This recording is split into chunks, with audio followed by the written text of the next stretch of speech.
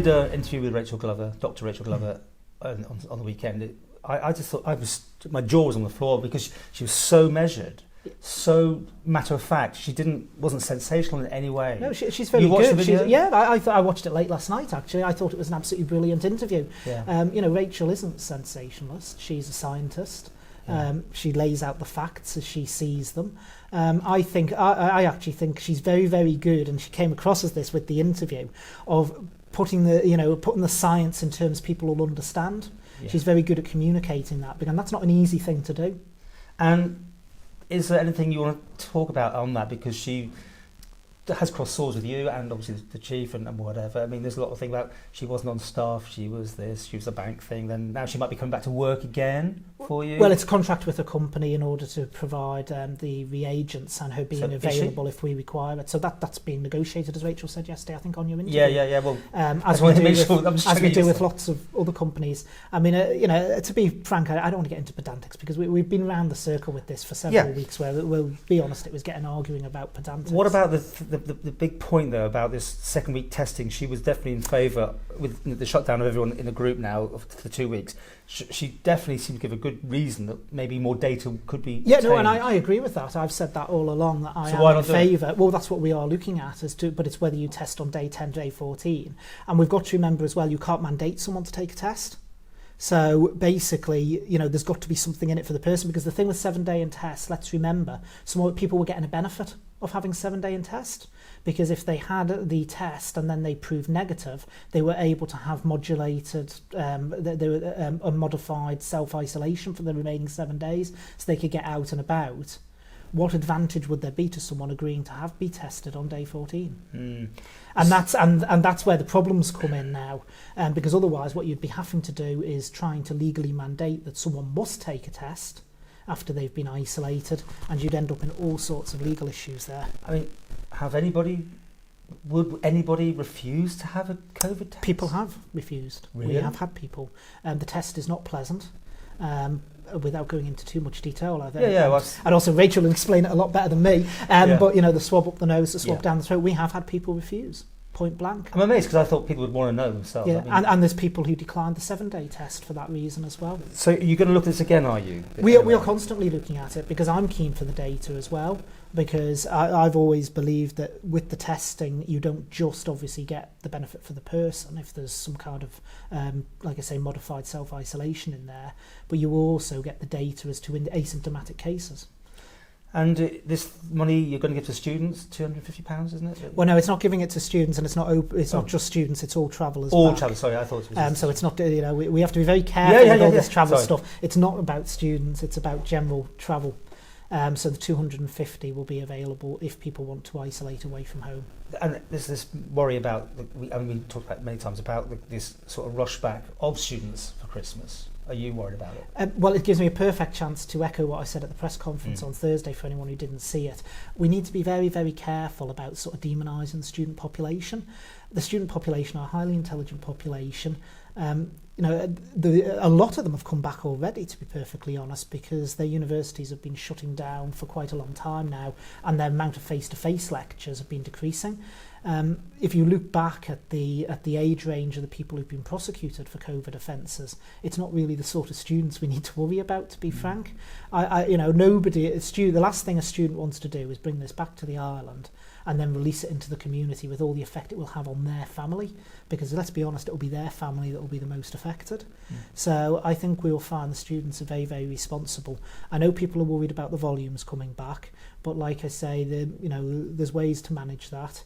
And I know of lots of students that have been in touch with me who are highly responsible. What they've actually done is they've booked things like holiday cottages where they'll isolate with a group of friends who are also coming back from university, so they don't feel as isolated for the 14 days. And if you change the rules and you want to get this test involved, would that be straight away? Would it be mandatory in that sense? I mean, you can't force them to have it, but you'd bring it out straight away and offer it. Yeah, we would. I mean, as was discussed right at your panel yesterday, we do have to remember there is always amount of error. It's very low with PCR testing. At 7 days, the accuracy is about 96%. At 10 days, it's 98%.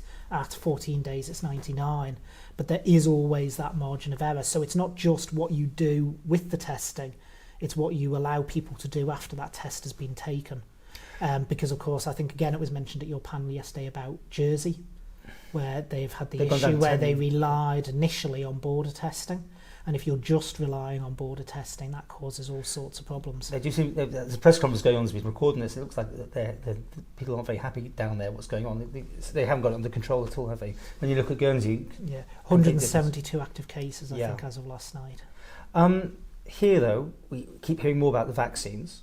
And another one, as we sat down, I think another one's come along, American one, but could be 95% accurate or potentially working. So, what do you say to all this? I mean, are we going to get our hopes up too much? Well, I'm very cautious as a person. And, we always joke about this privately, Paul, you and me. But I'd like to see the data first, because there's a lot of things we don't know, even about the Pfizer one. We don't know, for instance, none of this has been peer reviewed yet. None of the background data has been released. So we know that out of the group that they did, there was 94, I think it was, that tested positive, but we don't know how that was split between the vaccination group, the placebo group, had the vaccine just failed with them, or had it built up a certain level but not enough to be able to fight it. We don't know, obviously, how long a vaccine lasts either, so we don't know how much immunity it gives. So there's a lot of data. So, I mean, there's lots of figures being bandied around about 90% effective, 95% effective in those control groups.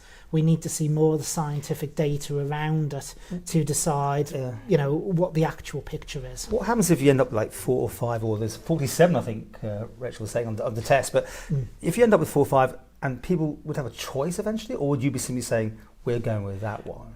No, what you would probably see is a mix. Because of supply around the world, because the vaccines, if they are as effective as they say, are going to be in great demand. Yeah. So a bit like other things where in medicine, you've got different makes of tablets, it'd be very similar. You'd probably have a mix of different vaccines being in use. I asked you last time about what population we had at first, if we'd just duplicate UK. You said that decision hadn't been made. Have you now got a plan of action? Well, no, I thought I'd said. I thought you were going to mirror it, but I wasn't sure. I thought you left it slightly open. No, I'll be absolutely totally clear. Same. So it'll be nursing homes, it'll be frontline staff in nursing homes, it'll be frontline workers, then moving on to the vulnerable population, which will be by age category and also underlying health conditions. And still potentially for Christmas? Well, no, let's start trying to calm that down. I know the media's been saying vaccine available for Christmas and everything else. It's still got to go through its regulatory approval stages. It's still got to get a marketing authorisation, and it's also then got to be rolled out. And we have to remember, this isn't going to be a simple rollout. This is probably going to be the biggest vaccination rollout in the whole of history.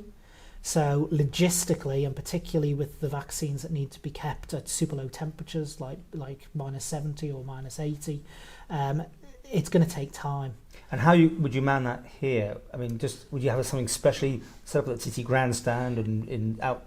Yeah, and obviously nursing homes, we'd go into them. But you have some sort of dedicated, because you've got staff to be able to do this. Yeah, we'd use bank staff. I've already had a couple of retired GPs on to me saying they're wanting to help.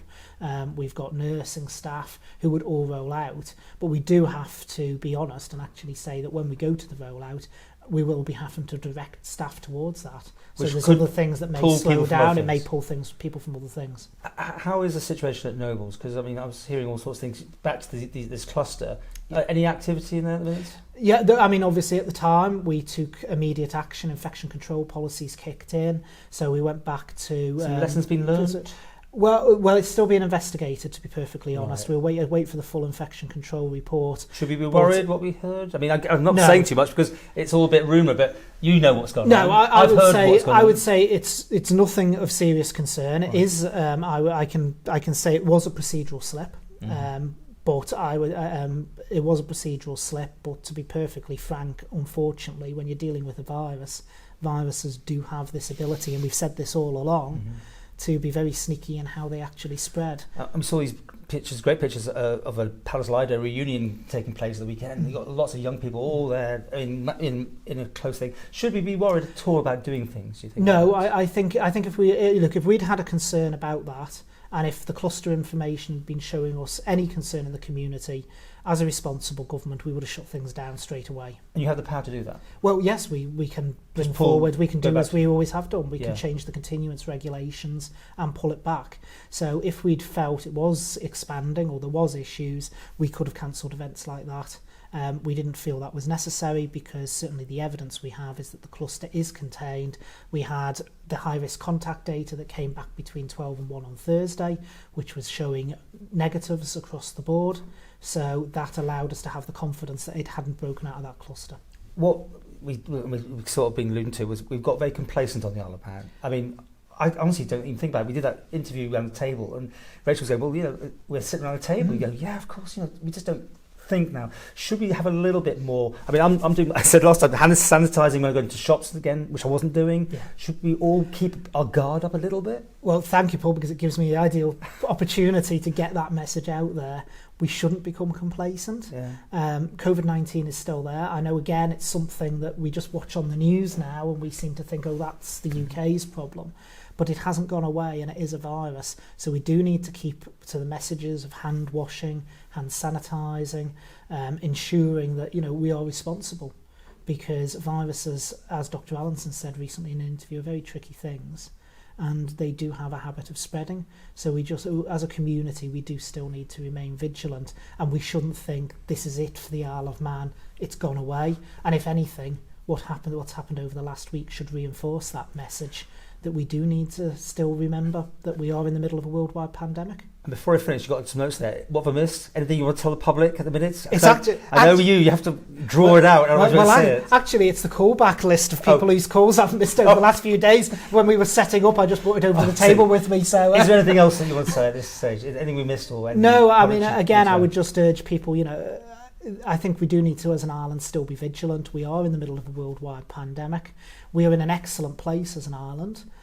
We are in a place that rest people around the world would actually kill to be having things normal, and it is important we try to maintain that normal way of life, but it is also equally important that we don't forget that, you know, COVID-19 has not gone away and we are still as at risk as anywhere else.